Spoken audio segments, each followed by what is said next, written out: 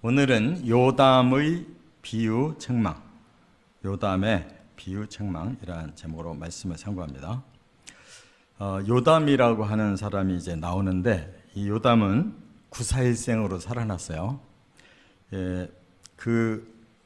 이제 형제이기는 하지만 아비멜렉이라고 하는 사람은 기드온 사사의 말하자면 정실 자식이 아니고 사생아로 첩을 둬서 사생아로 태어난 자식인데, 아마 자라는 과정에서도 70명의 정실 자식과 이 아비멜렉이라고 하는 이 사생아는 아주 대우가 달랐을 거예요.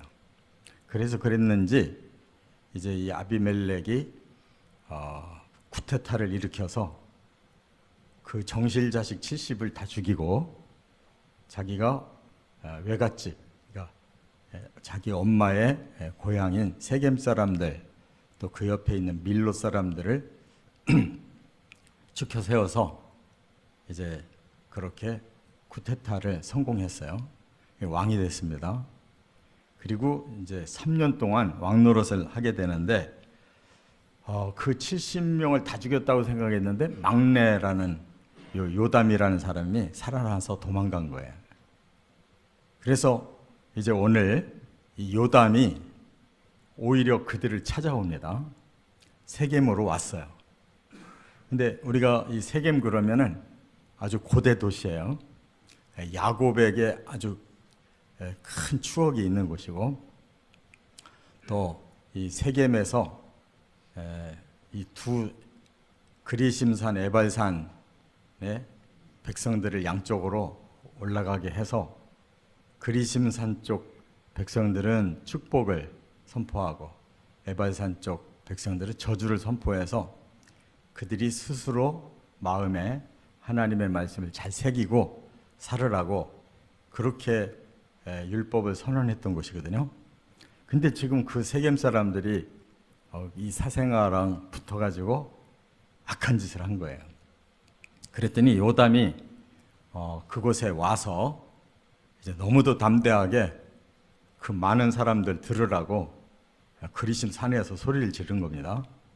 근데 오히려 옛날에 율법을 선포할 때는 그리심 산이 축복을 선포했는데, 지금 요담은 거기서 서서 이제 너희들이 자신을 돌아봐라 하며 책망하고, 이 책망 안 들으면 너희들은 저주받을 거다, 하나님 심판할 거다, 이러한 말씀을 하게 돼요.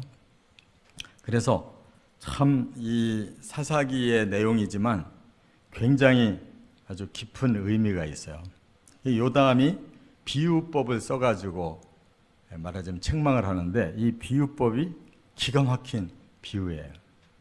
여기에 네 가지 가치관이 이렇게 딱 대비가 돼서 말을 하고 있어요. 굉장히 중요한 그런 교훈이 되는 장입니다. 그래서 먼저 이제 요담에 대해서 세 가지로 나누어서 말씀을 선고합니다. 첫째는 7절에 보면 요담의 용기가 대단하다는 거예요. 자기 형제 70명이 아비멜렉에게 그 세겜 사람들에게 죽임을 당했는데 뭐 전멸이잖아요. 간신히 막내 요담이 살아났으면 자기 은신처를 찾아서 도망가느라고 바빴을 텐데 오히려 세겜으로 찾아왔다고요. 이거는 보통 용기가 아니에요. 그래서 자신의 이제 목숨을 걸고 내가 뭐 숨어서 사는 게 중요한 게 아니라 이 잘못된 것을 하나님 앞에서 바르게 고쳐야 되겠다, 이런 생각을 하고 이제 많이 기도해 봤을 거예요. 왜냐하면 그가 가진 메시지가 그렇게 아주 영롱한 메시지를 가지고 있는 거 보면 굉장히 많이 고심하면서 기도하고 하나님이 지혜를 주신 것 같아요. 이처럼 사람은 위기 때에 자기만 살고자 숨느냐, 아니면 오히려 위기 때에 더 용맹하게 많은 사람들을 살리기 위해서 살신성인하느냐. 이 진정한 그런 그 기드온의 그 영성과 담력을 이어받은 사람이 바로 요담이에요. 그래서 다시 시대를 변화시킵니다. 두 번째, 이제 8절부터 15절이 여기서 핵심인데 요담의 비유 메시지예요. 이 요담은 뭘 가지고 이게 그들을 책망했느냐? 비유를 가지고 책망했어요. 그게 뭐냐? 이제 나무들이 있는데 나무들 중에 한 나무를 왕으로 세우기로 했다는 거예요. 그래서 네 종류 나무가 지금 나오는데 세 종류는 같은 가치관을 가지고 있고 한 종류는 정반대의 가치관을 가지고 있는 이런 네 나무를 가지고 비유를 말하는 거예요. 그래서 감람나무, 무화과나무, 포도나무, 하나는 반대로 가시나무가 있어요. 요담의 지금 비유 메시지가 그거예요. 감람나무, 무화과나무, 포도나무에게 우리 중에 왕이 되어달라. 그랬더니 그들은 다 사양을 했어요. 그런데 가시나무 보고 그러면 네가 왕이 되어달라 그랬더니 그는 오히려 그 왕이 된다는 것을 당연하게 받아들이면서 오히려 아주 포악한 왕이 되겠다고 이렇게 나섰단 말이에요. 이 비유는 결국 뭐겠어요? 이 가시나무가 아비멜렉과 같은 자라는 것이죠. 자, 그래서 이 가치관 네 종류를 여기에서 설명을 해주는 거예요. 하나의 가치관은 뭐냐? 하나님 중심이냐, 자아 중심이냐 하는 거예요. 지금 감람나무, 무화과나무, 포도나무에게는 왕이 되어달라고 했더니 그들이 사양하는 목적이 뭐냐? 우리는 하나님을 영화롭게 해야 되고 하나님을 기쁘게 해야 되는데 우리가 뭐 때문에 괜히 사람들 앞에 나서서 우쭐거리는 그런 왕노릇을 할 필요가 뭐가 있냐? 우리는 하나님을 영화롭게 해야 된다. 이게 생각이 하나님 중심이잖아요. 지금 세 종류의 나무는. 그런데 가시나무에게 물어보니까 너희가 진정 나를 왕으로 삼고자 한다면 하고 자기 생각을 얘기하는 거예요. 나를 높여줘라. 그러니까 사람들은 두 종류의 가치관이 있다는 거예요. 하나님을 경외하려고 하는 마음을 가진 자가 있고 자기가 하나님처럼 높아지려고 하는 자들이 있다. 지금 이 아비멜렉을 그렇게 꾸짖는 말이다. 그 말이에요. 또 두 번째 가치관은 뭐냐? 자신의 본분을 아느냐 모르느냐를 여기서 말하는 거예요. 감람나무, 무화과나무, 포도나무는 자기들의 본분은 열매를 맺는 나무기 때문에 열매 맺는 게 자기들 본분이다. 자기들이 열심히 지금 열매를 맺어야 될 텐데 괜히 왕이랍시고 일 안 하고 높은 자리에 앉아서 우쭐거리는 거는 우리 본분이 아니다. 그거예요. 그런데 가시나무는 정반대로 그래 너희들이 나를 왕으로 세운다면 이제 너희들에게 내가 베풀어 줄 것은 내 그늘 아래 들어와라. 근데 가시나무가 그늘이 어디 있어요? 그러니까 너무나도 모르는 거죠. 자기를 몰라요. 가시나무가 남 찌르는 거나 하지 어떻게 그 백성들의 그늘이 되어줄 수 있는 그런 조건이 있냐고. 그러니까 가치관이 자기 본분을 아느냐 모르느냐가 너무 중요하다는 거예요. 또 한 가지는 다른 사람들에 대한 태도를 가치관이 서로 다르다는 거예요.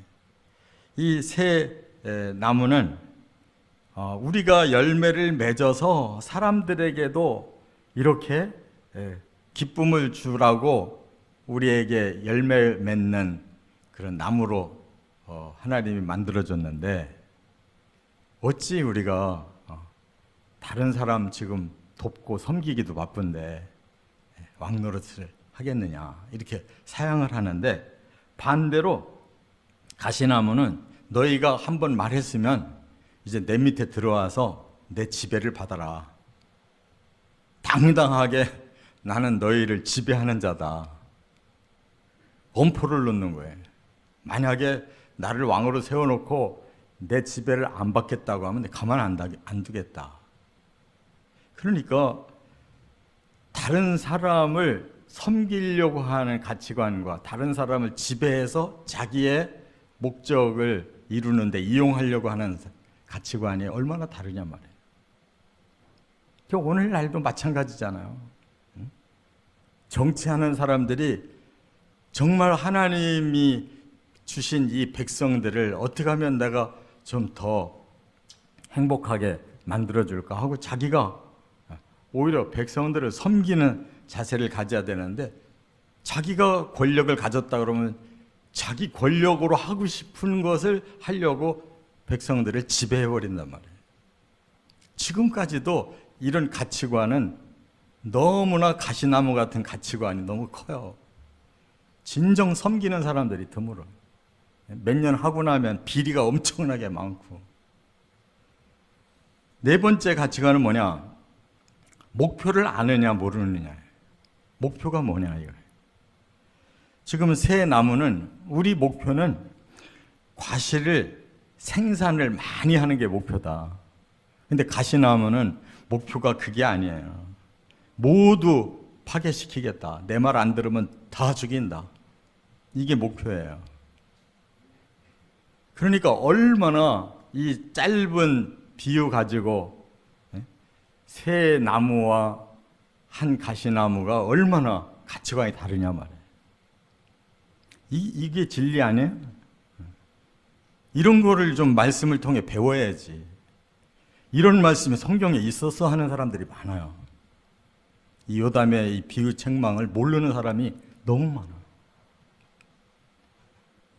제가 많은 설교를 했는데 이 설교를 하는 분들이 굉장히 드물더라고요. 아주 이 간단하면서 중요한 비유법이잖아요. 근데 그 속에 사람들이 가져야 될 가치관이 뭔가를 아주 명확하게 그려놨다고요. 얼마나 훌륭해요. 이게 하나님에게서 배운 요담의 비유 책망이라고요. 자, 끝으로 이제 세 번째 요담에게서 볼 수 있는 게 뭐냐? 16절부터 21절에 보면 요담이 선포를 해요. 자, 이걸로 본다면 다시 과거로 돌아가야 되죠.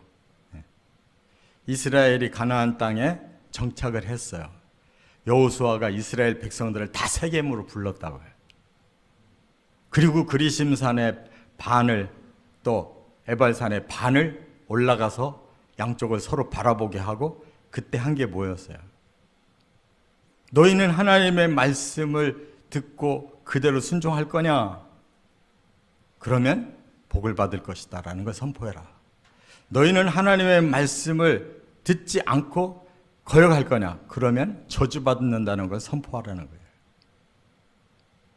그렇게 해서 이스라엘이 시작됐는데 지금 사사기 시대가 와가지고 어떻게 됐어요? 완전히 엉망이 돼버렸잖아요.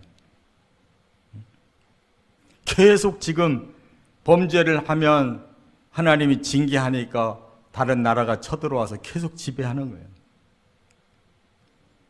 그런 것을 계속 지금 반복해서 지금 기드온 사사까지 5차례나 이스라엘이 망가졌잖아요. 그런데 이 요담이라는 사람이 그 정신을 알고 있는 거예요. 그래서 특별히 이 세겜 사람들이 어떻게 그런 짓을 했냐 이거예요. 하나님의 율법을 선포한 이 자리에서 너희들은 축복을 받아도 부족한데 어떻게 저주받을 짓을 지금 하고 있냐 이거예요. 얼마나 요담의 이 선포가 가슴 서늘한 말이냐고. 오늘날의 말씀이라는 것은 바로 이것을 선포하는 게 하나님 말씀이고 설교인 거예요.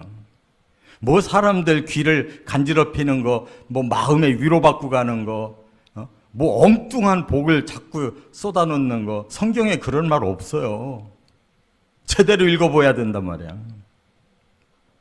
바로 이런 것이 성경의 핵심 구절인 거예요. 지금 자기가 구사일생으로 70명 바위 위에다가 놓고 다 죽였는데 거기에서 딱 한 사람이 살아나 도망갔다가 도망 더 가야 될 텐데, 두려울 텐데 지금 세겜으로 와서 정면 대결하잖아요.